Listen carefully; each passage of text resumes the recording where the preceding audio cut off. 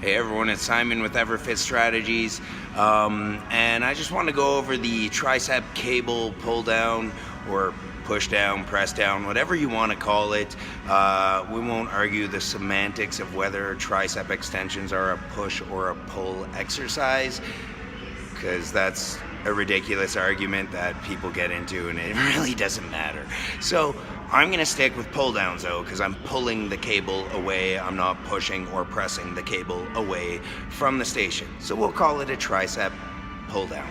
All right, so let's look at the cable tricep pull down with the rope. All right, stick around.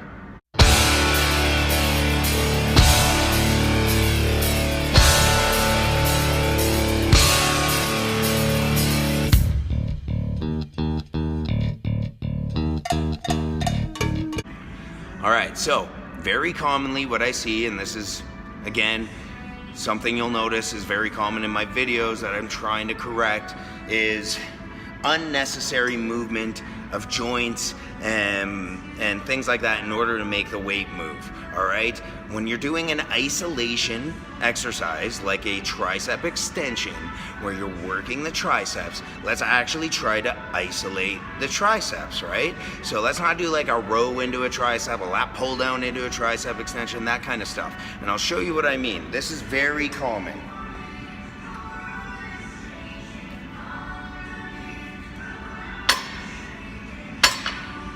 Now again, the point I've made, overloading, using heaving and stuff to overload the muscles, that's fine. Now that should look, if you're gonna overload, it should look something like this. Big pull, and then really control that going back. You're not doing all that much to be like,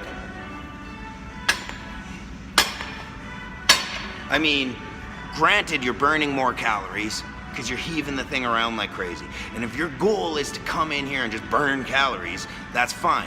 But I can probably think of 100 things you could do that are better than a half-ass tricep extension or tricep pull down, okay? So let's lock those arms in place and isolate the triceps. Lock the arms in place, isolate the triceps. Now, you can see how my arms are going out in front and I'm using my triceps to pull the rope apart. Very commonly, what will happen is people do this and then do a wrist flick. Now that's not doing that much for the triceps, doing a wrist flick, okay? Yeah, that changes the position of the arm. It doesn't do that much for the triceps. To actually make that triceps, use the triceps to pull those ropes apart.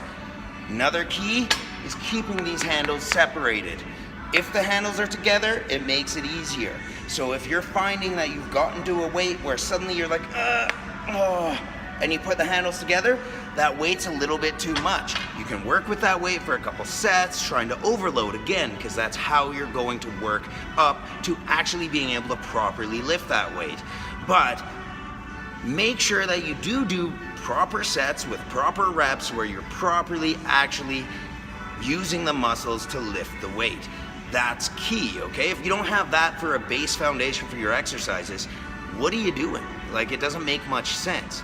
So there's that key point that I wanted to tell people, is just keeping those elbows in place. Now, without confusing you or putting too much into it, yes, full extension of the tricep is all the way up like this, because the long head goes back and attaches to the scapula. So full contraction is actually back here, right? So there are ways to address both of those things, but it's pretty difficult to address that in one single motion. You can do it, but it takes moving your body around a little bit while lifting the weight.